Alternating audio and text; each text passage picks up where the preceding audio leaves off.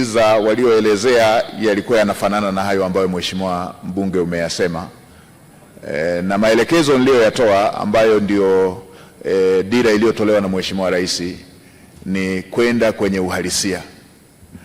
Machinga hawezi kuwa na hati ya nyumba. Ukimwambia alete hati ya nyumba ndio apate mkopo, ni dhahiri hata kuwa na hiyo hati ya nyumba.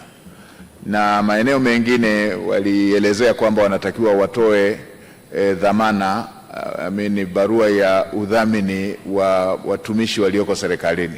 Na yenyewe machinga, mabodaboda, ukimwambia anze kuhangaika kutafuta mtumishi aliyeko serikalini ya mdhamini, na lenyewe ni tatizo lingine. Kwa maelekezo nilitoa, waondoe hayo masharti yanayokwamisha walengwa hawa kuweza kupata manufaa ya fedha hizo ambazo Mheshimiwa Rais amekusudia ziweze kuwafikia. Tulikubaliana na mabenki walikuwepo pale kwamba hayo masharti ya hati ya nyumba, hayo masharti ya barua ya udhamini kwa wale ambao wanatambulika hayatakuwepo. Labda Mheshimiwa Spika, nitumie tu bunge lako tukufu kuweka wazi eneo moja. Kwa yule ambaye hana kitambulisho cha taifa ndiye anayetakiwa utambuzi. Wale ndio ambao wamekuwa wakitakiwa watoe barua ambayo at least mtambulishe kwamba yeye ni Mtanzania. Mheshimiwa Spika, mimi nakumbuka kuna watu tumesoma wote sekondari, tukiwa tunapanga wote, tunagombania chakula hapo na mapoti na masahani. Tumeenda chuo pale tunapanga foleni.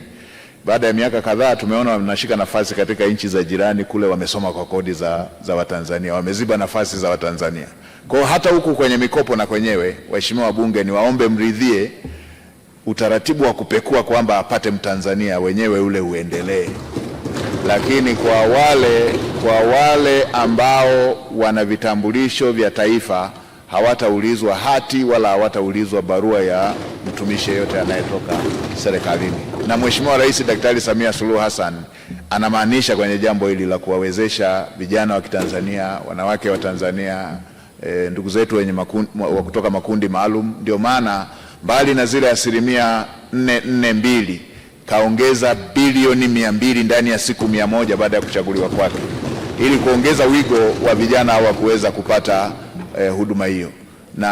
Na tayari ameshatoa maelekezo pia katika bajeti hii inayoandaliwa, itafuta utaratibu wa kuiongeza 5% nyingine ya kujenga miundombinu ya kufanyia watakakofanyia biashara hizo, kujenga miundombinu ikiwemo masoko nadhifu yenye hadhi ya utu, kina mama na vijana waweze kufanyia biashara katika maeneo ambayo ni nadhifu. Kwa hiyo ili na lenyewe serikali tunaendelea kujiandaa nalo, na 5% hii itatumika hata katika baadhi ya maeneo ambako aidha wa machinga ama wengine wenye kina mamalisha ama wengine ambao wanakosa maeneo ya kufanyia biashara, yatatumika hata kutoa fidia ili machinga wafanyie biashara katika eneo ambalo watapata wateja, mamalisha wafanyie biashara katika eneo ambalo watapata wateja.